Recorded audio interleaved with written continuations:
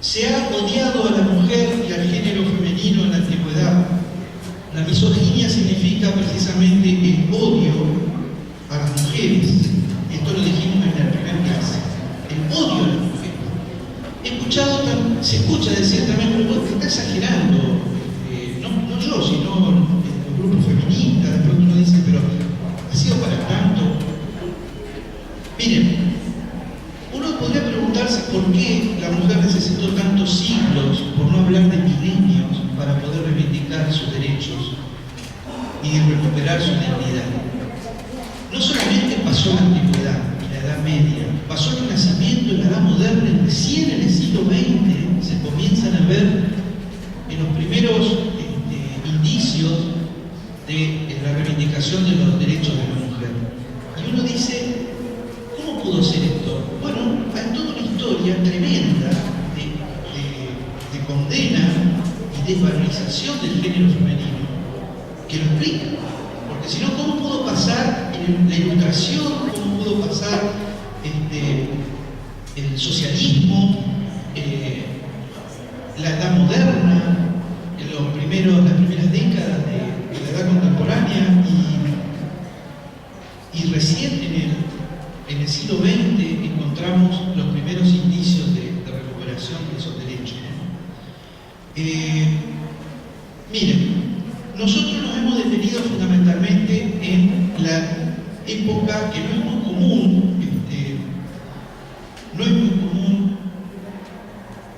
conocer, ¿no es cierto?, acceder a la información previa a la historia, es decir, a la prehistoria, y cómo el tema de la subordinación de la mujer y el tema del gobierno del padre, ¿no es cierto?, el pater es la figura representativa del dominio del elemento masculino,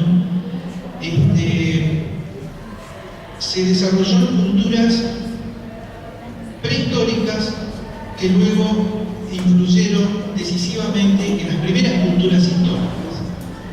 El patriarcalismo ya estaba consolidado en las grandes civilizaciones que conocemos, de todas las razas, de todos los lugares geográficos, puntos cardinales. Decíamos que tanto los egipcios como los mesopotámicos, como los griegos, los romanos, los hebreos, los árabes, son todos patriarcalistas. Nosotros, el curso está pensado, las charlas están pensadas para cubrir ese momento, y eso vamos a hacer en la cátedra abierta también, del cual tenemos la menor información. Pero ese momento justamente es el que prepara las expresiones más extremas de la misoginia en los griegos. Vamos a ver unos textos de unos poetas trágicos. Estos son trabajos que yo estoy haciendo, yo no puedo pasar de estas copias todavía porque todavía no lo he publicado esto, pero es lo que vamos a trabajar en esa cátedra abierta también. Es todo un laburo, ¿no? Cuanto a las fuentes. Miren, esta misoginia, este odio al género femenino, ya está preparado por Homero, por Hesíodo. Vamos a leer textos también de los grandes poetas griegos del siglo VIII, ¿no es cierto?, fines del IX, siglo VIII a.C. Pero la tragedia griega, Esquilo, Sófocles, Eurípides, los grandes poetas trágicos griegos del siglo V, nos traen los textos más extremos, más radicales respecto a esta misoginia. Es un tema de debate enorme si estos textos expresan la opinión del poeta o el poeta recoge lo que acontece en la realidad solamente. No hay duda de que el poeta recoge lo que acontece en la realidad. El debate está en si el poeta se apropia de esto como un pensamiento, como una adhesión, digamos, a esta mirada, o bien el poeta está haciendo una denuncia de esto. Habría que ver, ¿no? Después vamos a ver cómo hay indicios que indican una cosa e indicios que indican otra, ¿no? Miren, Quizás vimos en la primera clase el mito de Pandora, la mujer creada como un castigo para el varón. Hasta la aparición de la mujer, los varones eran felices. Los varones se identificaban con la especie humana, ¿no? Y eran felices. La aparición de Pandora como esa bella calamidad, ese mal necesario, también hay varias formas de decirlo.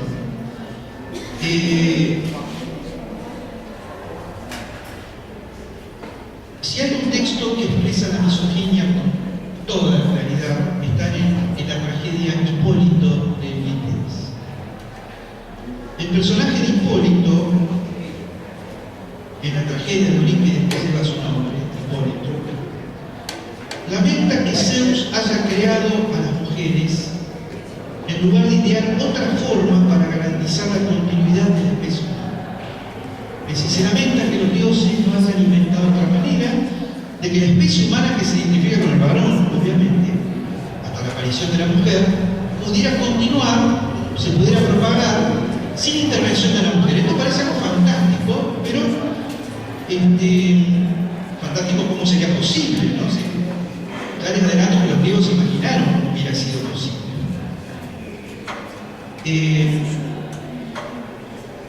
La aparición de la mujer ha llevado a la desgracia a los hogares y la dote que el padre paga, porque es una costumbre, digamos, el padre cuando entrega a su hija en matrimonio, le entregarla con una dote, ¿no es cierto? Dinero.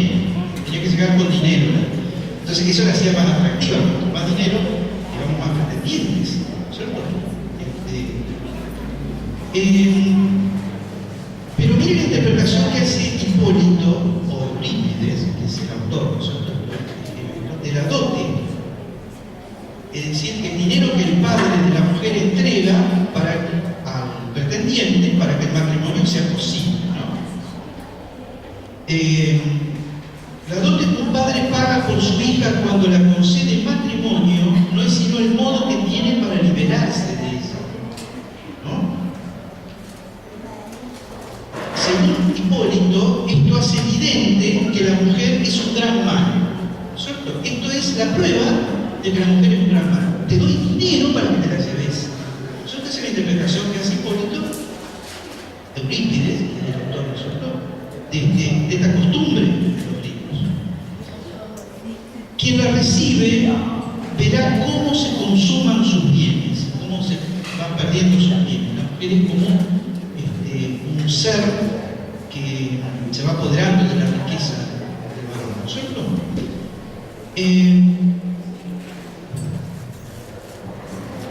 Si puedes elegir, lo más aliviado es tener una mujer que no valga nada. Esto es textual de Hipólito. Este texto que les estoy leyendo está en el verso 638 de Hipólito. Lo más aliviado es tener una mujer que no valga nada y, siendo inservible por su simplicidad, permanezca así en su hogar. O sea, no vale nada, mejor, ¿no es cierto? No va a servir para otra cosa que para las cosas de la casa, ¿no es cierto? Que no estudie, que no asista a espectáculos públicos, que no reciba educación. Eso es parte de la vida de la mujer en Atenas del siglo V, ¿no? Sigue el texto.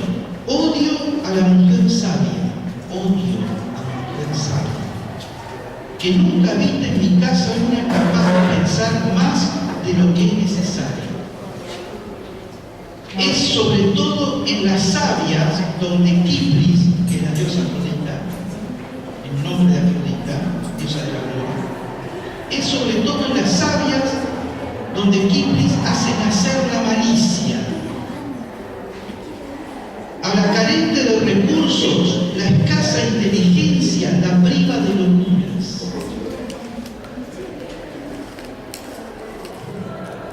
El saber en una mujer loquísima, ¿sí? Le hace hacer cosas, le hace pensar en otra vida, le hace pensar que la vida en su casa y digamos, con los compromisos propios de la vida hogareña, no es suficiente para ser feliz. Es un texto contundente, ¿no?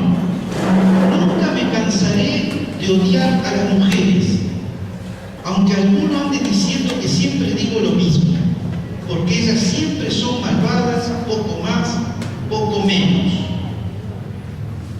que alguien les enseñe a ser sensatas o que se me permita seguirlas insultando por siempre. El primer texto está en Hipólito 6:38 y el segundo, nunca me cansaré de odiar a las mujeres, está en Hipólito 6:64. Son textos clarísimos. Está el verbo miseo en griego, que es odiar. Miseo, odiar. Y misos es odio. De allí misoginia, odio a la mujer o al género femenino. Miseo es odiar, gine es mujer. Misoginia es un término feliz que yo les dije en la primera clase. Feliz, para ver por qué es feliz el término, nosotros así en sí mismo. Ya les dije en la primera clase que fue acuñado en la primera mitad del siglo XVII, ¿no es cierto? Allí aparece el término misoginia recién.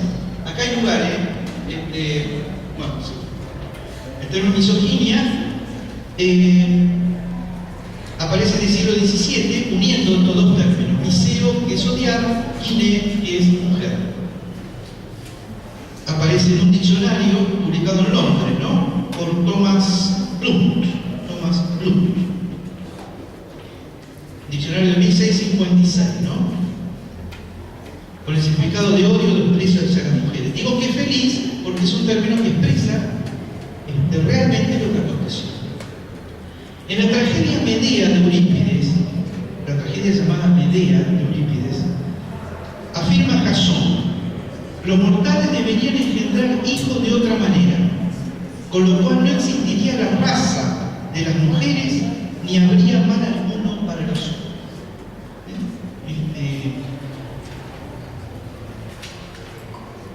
Bien. También en Sófocles hay muchos textos, ¿no? Estamos haciendo la selección, es textos impresionantes, ¿no?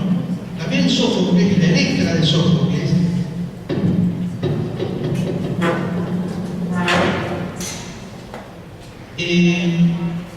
la hermana de Electra le aconseja someterse a los poderosos, a los más poderosos, porque Electra, es decir, buscaba vengarse del asesinato de su padre, ¿no? Y la hermana le dice que no lo haga. ¿No te das cuenta? En Electra 997, ¿no te das cuenta? Has nacido mujer y no varón, y en tus manos tienes menos fuerza que tus enemigos.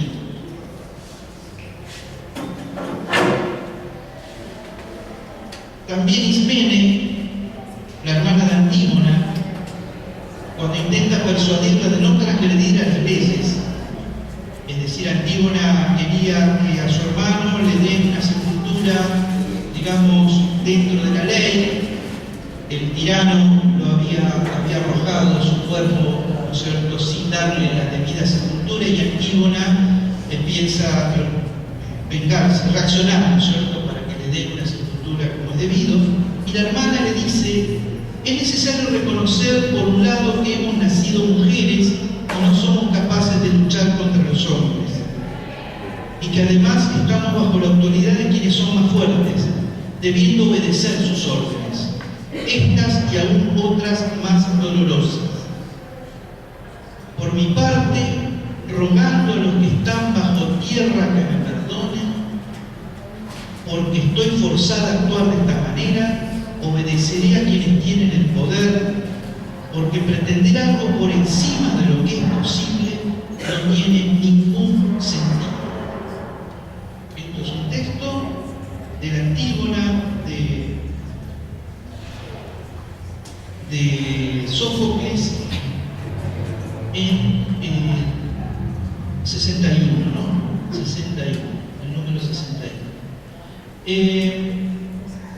Bien.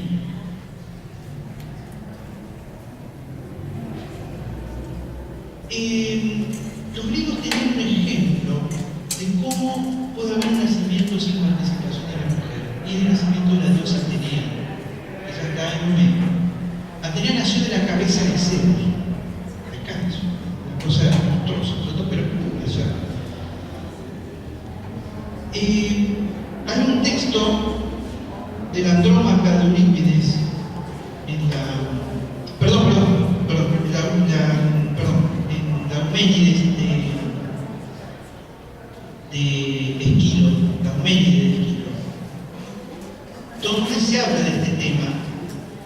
Voy a leer el texto y después voy a hacer una aclaración sobre el nacimiento de Atenea, ¿no? Dice el texto. El texto refleja lo que los griegos imaginaban que era la concepción. Estos griegos patriarcales dicen Dios Apolo, el dios Apolo en la tragedia Euménides de Esquilo, verso 658. La madre no es la progenitora de lo que llamamos hijo, sino que es la nodriza del feto recién sembrado. Nodriza es la que lo cuida, lo alimenta, ¿no es cierto? Es la nodriza del feto recién sembrado. Engendra el que la cubre, varón, ¿no? Y ella, cual extraña para un extraño, preserva el brote, siempre que un Dios no lo marchite. Seguidamente Apolo demuestra que es posible engendrar un hijo sin la intervención de una mujer, ni siquiera como nodriza del feto. O sea, Apolo extrema las cosas, ni siquiera como nodriza del feto. Ya vamos a ver el ejemplo de Atenea, pero ellos imaginaban que el hombre en la concepción implanta el feto. Es decir, el feto es, digamos, producto del hombre. Lo único que hace la mujer es recibirlo y darle el ámbito propicio para que se desarrolle y dé a luz. ¿Cierto? Lo cuida. Y lo alimenta también. Pero el hombre va a implantar el feto entero.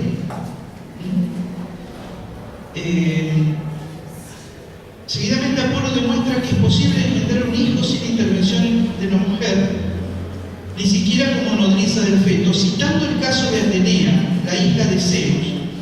Dice el texto, que no fue formada en la oscuridad del útero,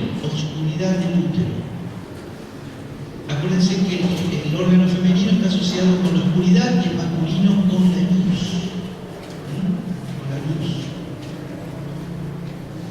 No fue formada en la oscuridad del útero, sino como el brote que el Dios solo, en soledad, dio a luz. En cambio, sin padre, ninguna mujer podría parir. Dice. Este texto no es fiel al mito en sí mismo, porque la cosa fue así. Metis era la señora de Zeus y quedó embarazada de Zeus. Y un oráculo dijo que iba a dar a luz un hijo que iba a disputar el reino a Zeus. Es decir, iba a ser el futuro padre de los dioses y de los hombres, ¿no? Entonces Zeus, ante esa posibilidad de que naciera un hijo que le iba a disputar el trono, se la comió a Metis, se la tronó. Justo antes que iba a dar a luz a Atenea, no a Dionisos, que iba a ser el que iba a disputar, digamos, después hubiera sido el que hubiera disputado el trono, ¿no? Se la tragó. Entonces Metis quedó adentro de Zeus, no se sabe cómo, llegó a la cabeza, digamos. Y después salió Atenea. De Metis no se sabe más nada, pero Atenea había sido concebida en el seno de Metis, por supuesto con esa misma idea de que Zeus implantó el feto, ¿no? Eso sí, eso es común en todos los relatos. Bien. Bueno, esto en cuanto a los textos propios de la tragedia, ¿no es cierto?, de la época trágica del siglo V en Atenas, pero hay unos cuantos textos en la Ilíada y la Odisea que confirman, o sea, en Homero y en Hesíodo, la condición de la mujer, ¿no? Bueno, a ver, voy a tratar de ser sintético, no se puede leer todos los textos, ¿no? Pero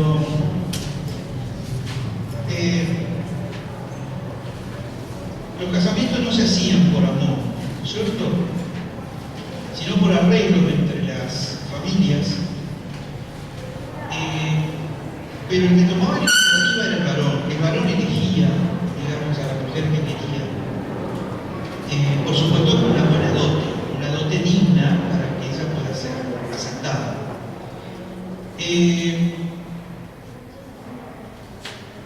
La mujer permanecía en la casa, en las actividades del hogar. La figura representativa, la modelo de mujer, digamos, modelo de mujer es Penélope, la esposa de Eliseo, que mientras él pasa creo que 20 años con sus hazañas, ¿no es cierto?, ella teje, desteje el vestido, esperándolo y rechazando a cada uno de los pretendientes. Es decir, imagen de la esposa fiel que espera al marido, digamos, todo el tiempo que sea necesario. Se mantiene fiel mientras él sí tiene incluso sus aventuras, convive con dos diosas, porque el varón estaba autorizado, el varón, a tener concubinas y tener relaciones con las esclavas y amantes, e incluso con otros varones. La mujer estaba recluida en su casa y no podía tener otras relaciones sino con su marido.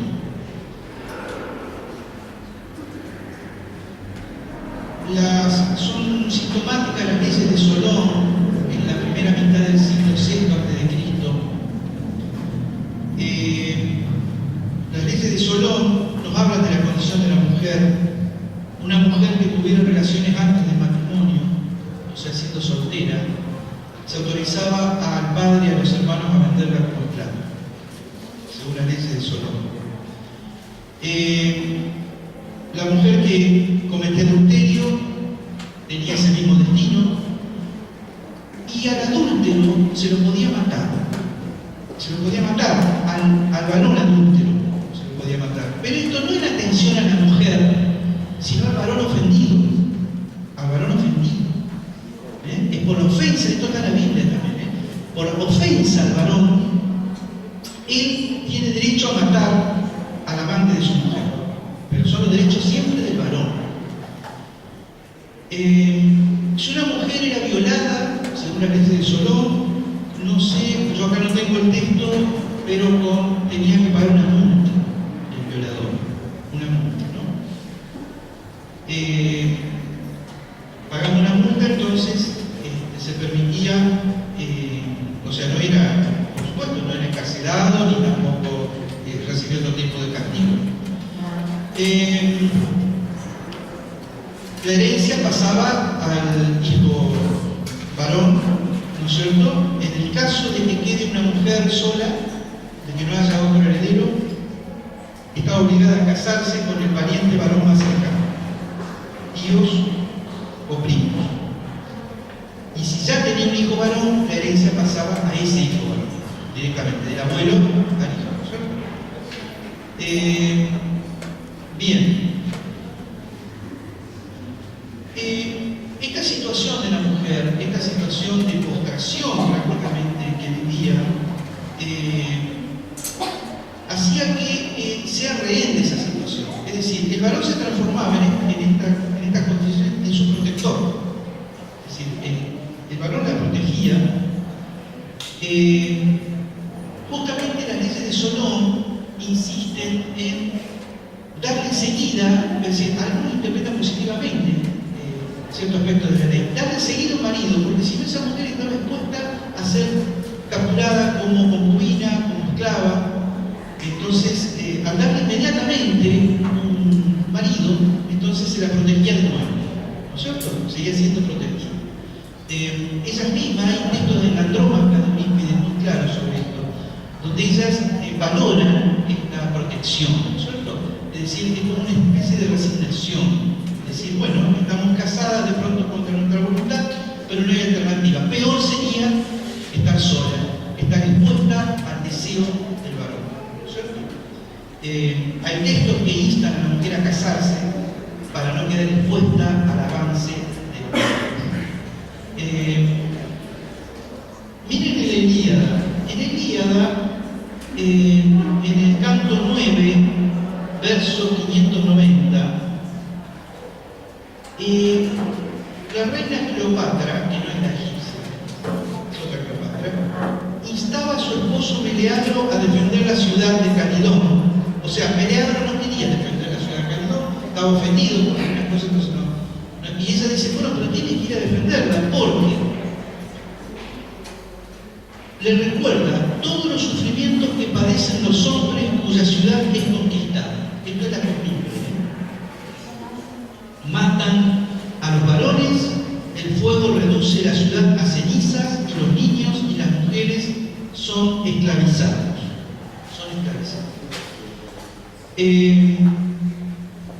En estos pueblos la violencia estaba justificada y las primeras víctimas en una guerra siempre eran las mujeres. El anciano Néstor, que pasa por ser sabio en la Ilíada, por ser el más prudente de todos, aconseja a los griegos a no volver a su patria antes de haber violado a la esposa de un troyano. Esto está en la Ilíada, canto 2, 354. No volver a su ciudad antes de violar a la esposa de un troyano. Agamenón, el líder de todos los griegos, el rey que lideraba la conquista de Troya, exhortaba al rey Menelao a no dejar un solo troyano vivo, ni siquiera el niño que la madre lleva en su vientre. Pero es parte del canto de Ilíada, ¿no? 6:58. Y nos cuenta la Odisea, en el canto 8, 523, que las mujeres que se lamentaban junto a su marido caído en la batalla, una mujer que se lamentaba junto al marido caído en la batalla, era además humillada y golpeada una y otra vez como confirmación de su destino de esclavas. Sadismo dentro también de la Odisea de Homero.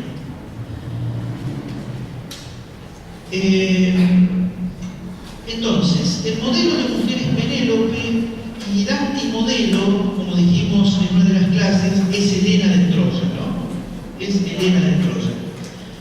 Toda mujer que se sale de la regla, que se sale de la norma establecida, que quiere hacer algo propio de un varón, es decir, enfrentar al poder, una venganza, o bien enamorarse de otro, ¿no es cierto?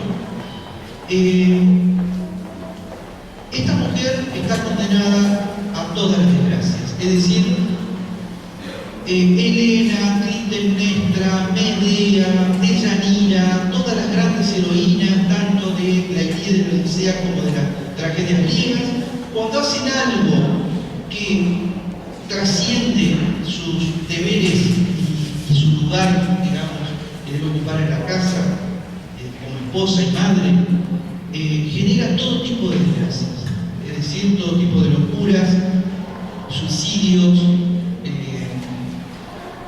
guerras. Helena es la que provoca la guerra de Troya, ¿no es cierto? Es como si los poetas estuvieran advirtiendo a la mujer que si se sale de su destino, digamos, se convertirá en el origen de todas las desgracias.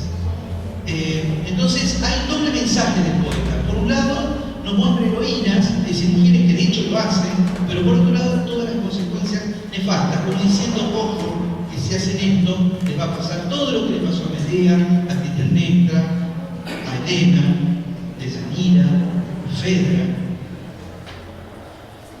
Y sin embargo, ellas viven, en el caso de Fedra, por ejemplo, de Helena, viven su amor, se enamoran realmente. Pero bueno, esa transgresión, infidelidad al marido, provoca toda una serie de desgracias, ¿no? Bien, el caso de Helena ya lo planteamos. Todo esto está comprobado por la historia, ¿no? Los saqueos de las ciudades, la apropiación de las mujeres como cautivas. El tema central de la Ilíada,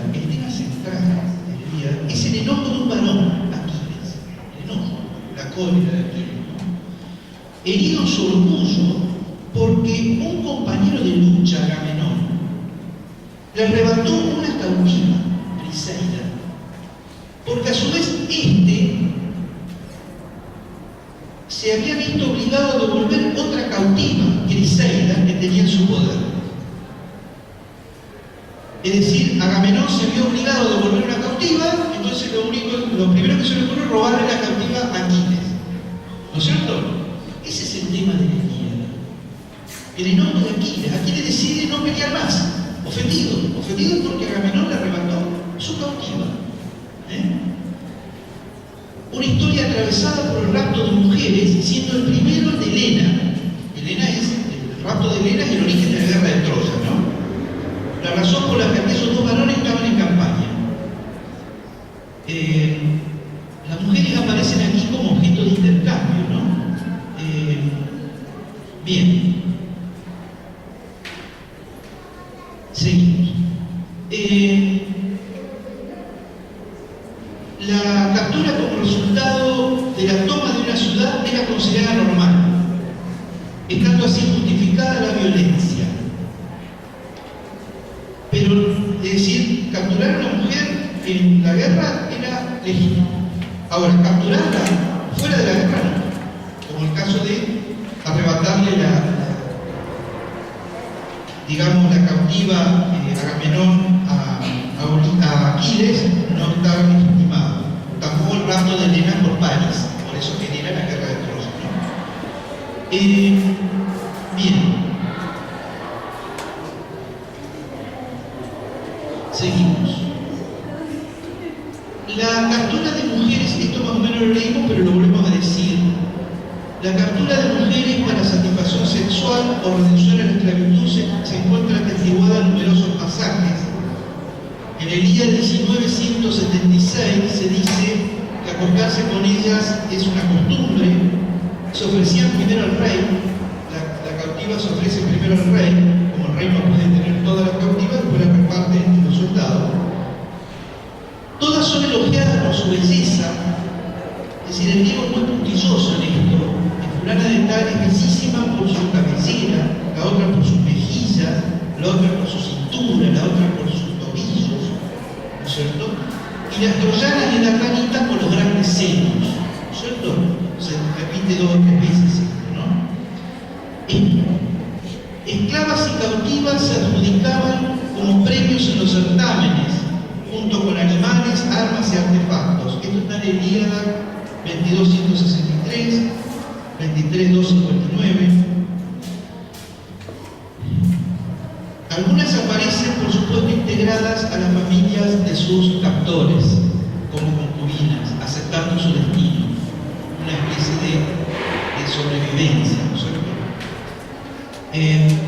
En cuanto a las siervas, estaban expuestas a ser forzadas indignamente.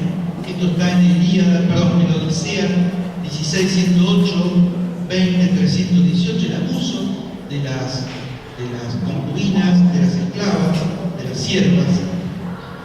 Y llegado el caso, sus vidas no valían nada. Justamente la Odisea trata de la vida de Odiseo, sus hazañas, Penélope tejiendo, esperándolo. Cuando Odiseo vuelve como un mendigo para pasar desapercibido. Penélope está llena de pretendientes, ¿no es cierto? En ausencia de Odiseo, los pretendientes habían osado tener relaciones con las siervas de Penélope. Odiseo se indigna con esto y las manda a matar. La matanza de las siervas de Penélope está relatado en la Odisea, capítulo 20, punto 5, versos 5 y 22, 420. Odiseo condenó a morir a las siervas porque en su ausencia habían tenido relaciones con los pretendientes. Yo pongo entre paréntesis, relaciones a las que por otra parte no se podían negar, no se podían diferenciar de relaciones. Lo que provocó en el héroe una gran indignación por la falta de respeto, según sus propias palabras, hacia su esposa y su hijo, dijo Telémaco, y ordenó que, y esto es textual, ordenó que sean atravesados por la espada hasta arrancarles el alma y se olviden de Afrodita. Texto de la Odisea 20, versos 5 y 22, verso 420 y sucesivo. Ordenó que sean atravesadas por la espada hasta arrancarles el alma y se olviden de Afrodita. Terrible, terrible. La culpable era la diosa, pero por supuesto la diosa seguía siendo suya, ¿cierto? Dejaba tendar a las mujeres poseídas y atravesadas por la espada. No menos angustiante era la condición femenina en el mundo de los dioses. Miren cómo trata Zeus a su señora Hera.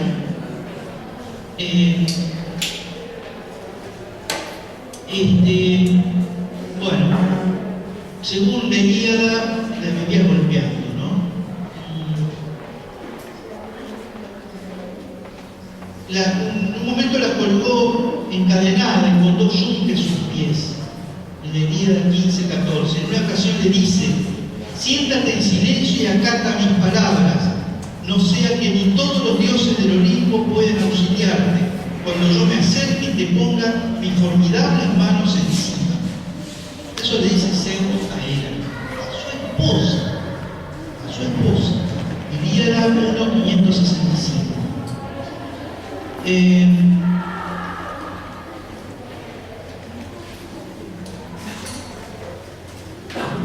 Se persigue a las mujeres, diosas o mortales, que se negaban a tener relaciones con el dios.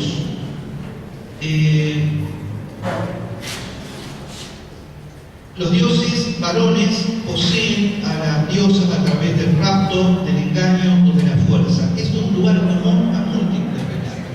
Es decir, la violación estaba estimada en el relato épico. Y en las leyes, si de hecho un varón violaba a una mujer, bastaba con que pague 20 dracmas para no ser castigado de otra manera. Bien. Pero cuando es una diosa la que se enamora de un varón, por encima de los cánones normales, todos los grandes dioses, tanto varones como mujeres, reaccionaban con enorme indignación. Así lo recordaba Calipso. Calipso nos va a sintetizar esta cuestión, ¿no? Divinidad del mar que tuvo relaciones con Odiseo.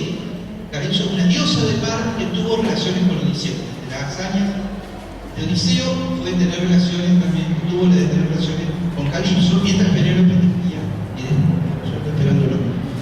Dice Calipso: oh dioses, crueles y celosos como nadie más, porque sienten envidia de las diosas que se muestran durmiendo junto al varón a quien han convertido en su amante.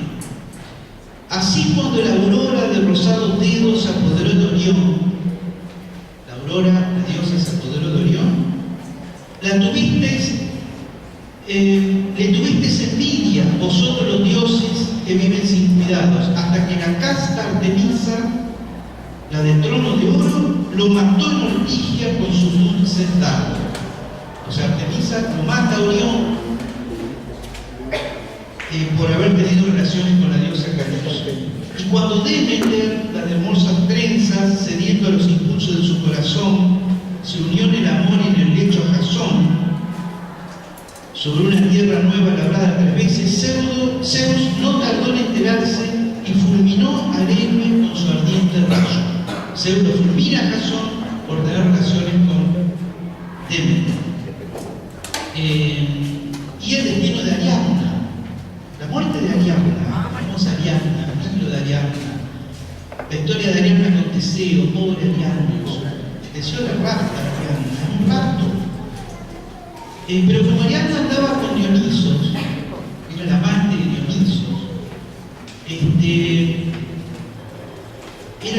Dionisos, fue raptada por Teseo y conducida a la isla de Naxos. Cuando Teseo iba a consumar la relación con su cautiva, cuando estaba a punto, ¿no es cierto?, de acceder a ella, aparece Artemisa. Artemisa es una asesina, ¿verdad? Mata con gira corriente, Artemisa, con la flecha, ¿no? Una diosa. parecerse a los animales, cuestión ahí bucólica, pero bueno, las historias de Artemisa son tremendas, ¿no? No pudo consumar la razón porque Artemisa le dio muerte a Ariadna a partir de la acusación de Dionisos. Dionisos dijo, mi amante se fue con otro, entonces la mató.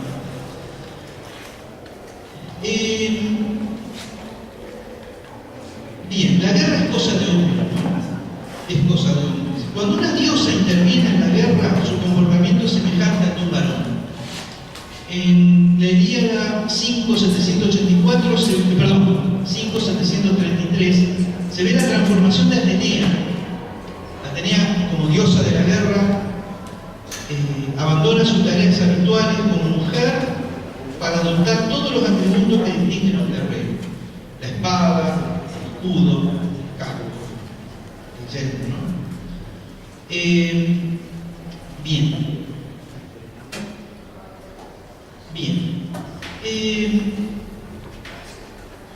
Cuando los griegos imaginan mujeres que ejercen libremente su sexualidad, se trata o de diosas o de pueblos extranjeros y lejanos, como las varoniles amazonas, de que habla Homero ya habla de las amazonas.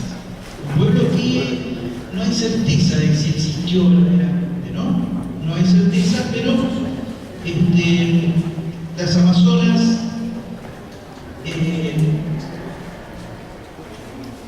estaban, digamos, solo salían de su ciudad, de sus poblados, para tener relaciones con varones y quedar embarazadas. La tradición dice que mataban a sus hijos varones y solo criaban a las mujeres, y periódicamente salían a tener relaciones para la continuidad de su especie, ¿no? Es decir, conductas brutales. ¿Se imaginan una sexualidad libre? Es decir, eligen tener relaciones y cuándo y con quién, libremente, pero aparecen como pueblos brutales en cuanto a su relación, ¿no? Bien. Ese es el caso de las... En cuanto a la sexualidad femenina, digamos, solo podían tener relaciones con sus maridos. Ya dijimos que la soltera que tenía relaciones podía ser vendida como esclava. Según ellos, la inestabilidad que es propia de la mujer, ya vamos a hablar de las características de la mujer brevemente, ¿no? Que según ellos caracterizaba a toda mujer, se veía acrecentada por las relaciones sexuales. Hay un texto en Homero, en la Odisea de Homero, en el capítulo 15, 421, hay textos llamativos, ¿no? Pero ¿quién se detiene en esto, no? Dice Homero, un gran poeta, en la Odisea: la relación sexual les turba la razón a las débiles mujeres, aún a las que son laboriosas. O sea, ni la mujer ni la esposa se sabe, ¿no? Es decir, en el hombre era una manifestación de su virilidad la relación sexual, ¿no es cierto? Una confirmación de su virilidad. En la mujer era una confirmación de su inestabilidad, es decir, le generaba más inestabilidad todavía, les turba la razón.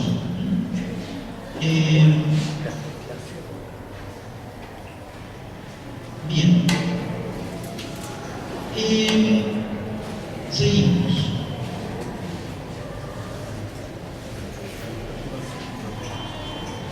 En el fondo rige la fuerza física, ¿no? Si uno tiene que rastrear el porqué de todo esto, llegaría a la prehistoria, ¿no? Evidentemente hay una contextura física de parte del varón que es más fuerte que la física, ¿no? Porque de acuerdo a varios estudios, otros aspectos de la naturaleza femenina serían más fuertes que el varón en esos aspectos. Pero parece ser que en los textos se trata de impedir que una mujer reaccione frente a lo que, digamos, tiene que hacer, frente a lo que se le impone, ¿no es cierto?, frente a su destino, porque el varón es más poderoso que ella, es más fuerte que ella. El varón recibe no solo la fuerza por herencia, sino que la acrecienta a través de la gimnasia y los ejercicios guerreros. Entonces es muy común ver cuerpos de varones muy bien formados, ¿no? Y la mujer siempre cubierta por el manto. Solo en las diosas se percibe, en las diosas y en las Ménades, las mujeres dionisíacas, que también son condenadas como locas, ¿no? Estaría en el fondo, ¿no? Estaría en el fondo digamos, de la subordinación de la mujer al varón, su debilidad física. Se habla una y otra vez de las débiles mujeres. El término feliz, que significa femenino, significa también débil, cobarde. Significa también débil y cobarde, ese término, ¿no? A veces se utiliza el término femenino como sinónimo de debilidad. Bien. Es muy curioso al respecto,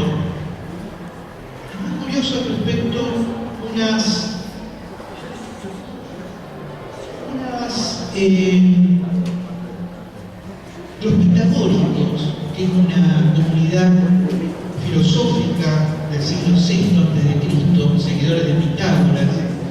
Los pitagóricos que hablan de la simpatía universal, del parentesco universal, la teoría de la reencarnación, acercaban mujeres a su comunidad. La mujer de Pitágoras y la hija de Pitágoras son los primeros nombres de filósofas que conocemos, aunque no conocemos sus obras. Teano, la mujer de Pitágoras, era la primera filósofa, pero quedó una leyenda, no conocemos sus obras.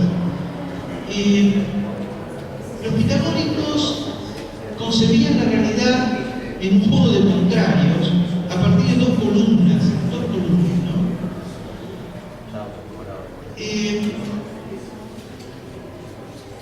A la derecha ponía el primer término que voy a leer y a la izquierda el segundo.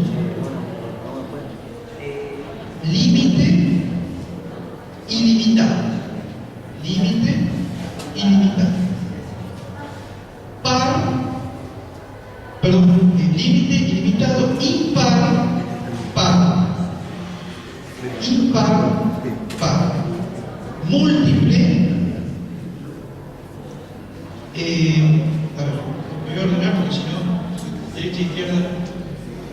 Límite ilimitado. Impar, par. Uno múltiple, derecho, izquierdo, estático en movimiento, masculino, femenino, luz, oscuridad, cuadrado, oblongo, bueno y malo. O sea, de un lado el límite, del otro lado lo ilimitado, lo segundo es lo femenino. De un lado lo impar que es la unidad, fundamentalmente, ¿no? El par es la dualidad. De un lado, masculino, lo uno, del otro lado, lo múltiple. De un lado, lo derecho, recto, del otro lado, lo izquierdo. De un lado, lo estático, del otro lado, el movimiento. Derecho, curvo, luz, oscuridad, bueno, malo, masculino, femenino. Aristóteles añade, esto está en las noticias recogidas de los pitagóricos, Aristóteles añade los siguientes contrarios que se corresponden a los pitagóricos en Alcmeón de Crotona, un pitagórico, Alcmeón, un médico Alcmeón de Crotona, añade del lado masculino, ¿no?, blanco, del lado femenino, negro, caliente, frío, seco, húmedo, dulce, amargo, grande, pequeño. Diógenes Laercio añade luz, sombra, calor, frío, seco, húmedo. Se repiten también. sea, la mujer, lo femenino es, a ver, primero, lo masculino es blanco, caliente, seco, dulce, grande, límite, impar, uno, derecho, estático, bueno. Lo femenino es sombra, frío, húmedo, negro, amargo, pequeño, ilimitado, par, múltiple, izquierdo, en movimiento, oscuro, en malo. Categorías que son clarísimas, categorías clarísimas. Estamos hablando de la comunidad pitagórica, una de las más amables de Grecia, compartiendo esta mirada, compartiendo esta mirada. Un dato curioso, curiosísimo, es que en la primera mitad del tercer milenio antes de Cristo, primera mitad del tercer milenio antes de Cristo, en la cultura llamada cerámica de las cuerdas, y también llamado el pueblo de las hachas de combate, cuando el patriarcalismo se expande por toda Europa con la cerámica de las cuerdas, era propiamente lo que identificaba el arte de los pueblos de las hachas de combate. Tenemos la primera manifestación de izquierda y derecha. Los varones acostados, con el cuerpo hacia lo alto, propia de la sepultura patriarcal, ¿no? El cuerpo hacia lo alto, no en posición fetal como en la sociedad patriarcal. Y su cabeza hacia la derecha. La mujer sepultada, mirando hacia arriba, pero el cuerpo hacia arriba, no en posición fetal, y su cabeza arriba. Esa sepultura se generalizó en toda Europa a partir de la primera mitad del tercer milenio antes de Cristo. No es casual que en las tablas pitagóricas izquierda sea la mujer, derecha el varón.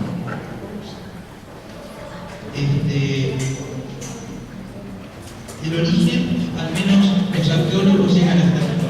El origen de la izquierda y la derecha, ¿no? De las sepulturas de la cerámica de Puerto. ¿Te interesa? Este experimento, o sea, lo hacen los especialistas, pero estas analogías las estamos haciendo aquí, ¿no es cierto? Interesante. Bueno, queda mucho, ¿no?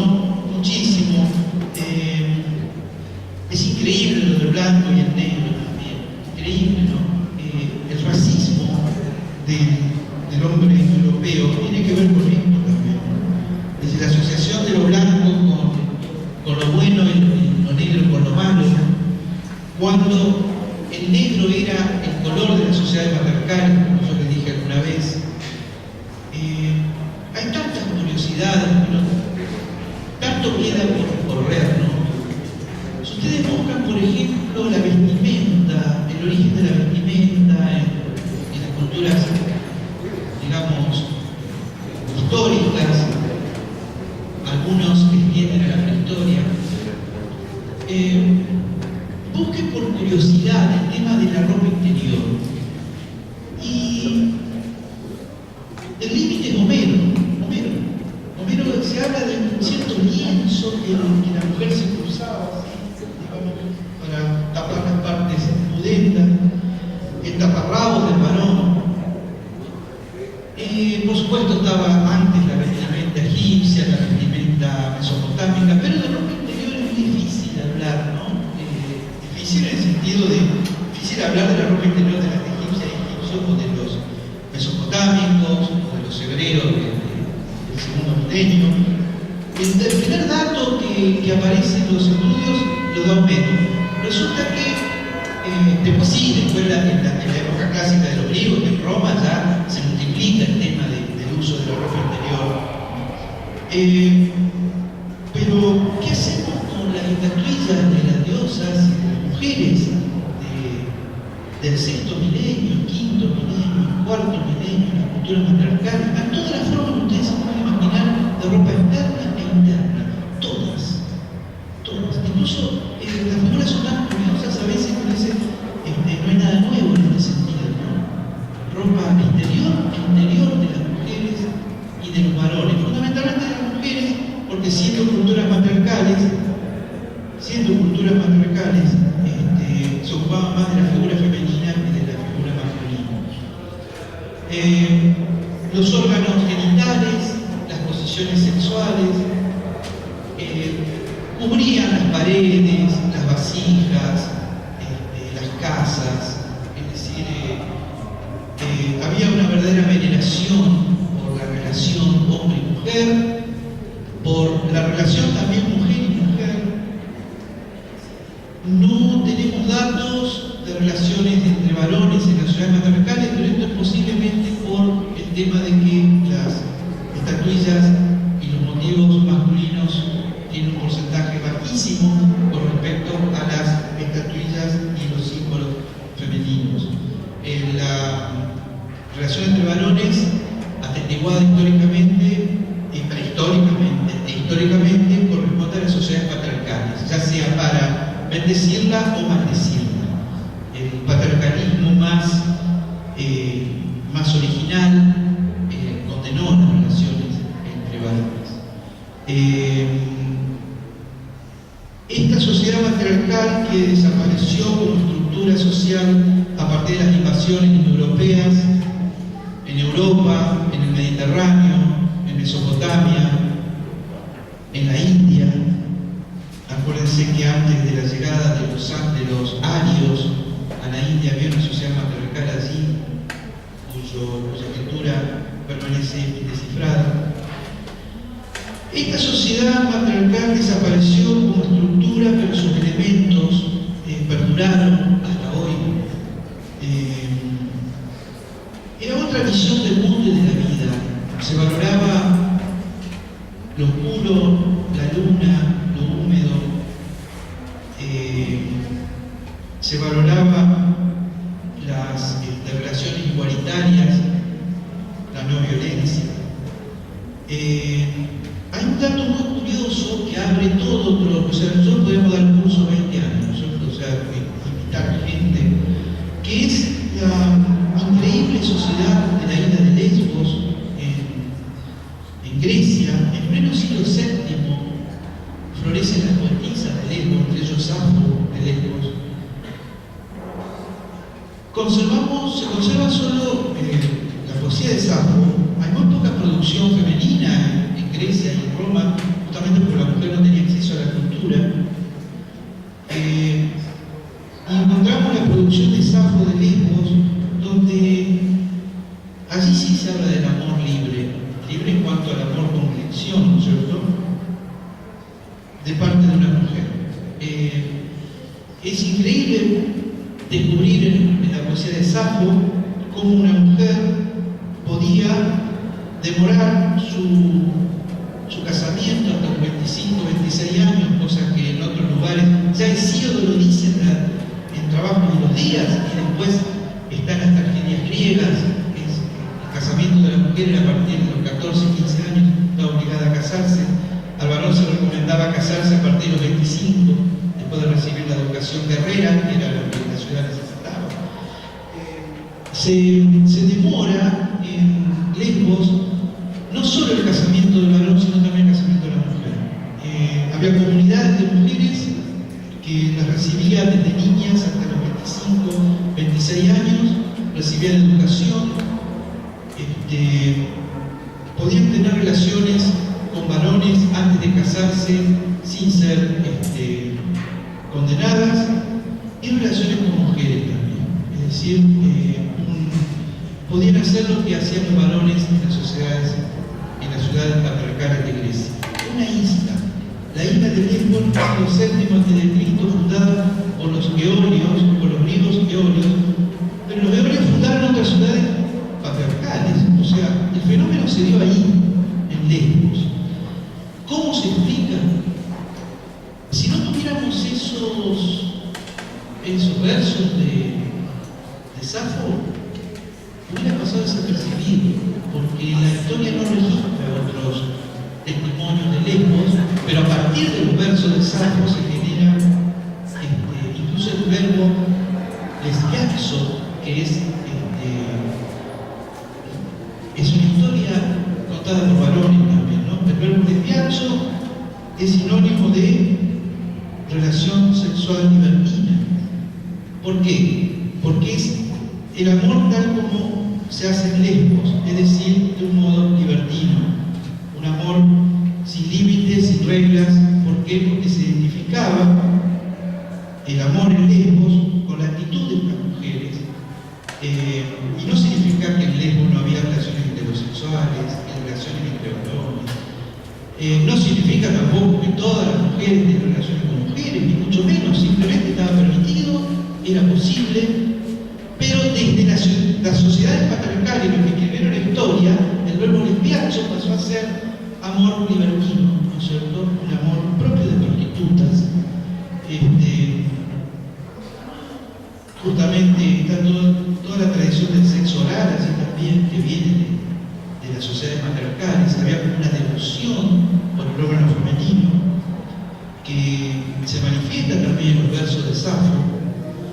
Y es el mismo fenómeno que pasó con el cristianismo con respecto a las fiestas paganas. El cristianismo no pudo entender cómo en una celebración religiosa hubiera relaciones sexuales. Entonces identificó la fiesta pagana con el libertinaje, cuando la fiesta pagana comprendía todo, y a veces no había relaciones sexuales.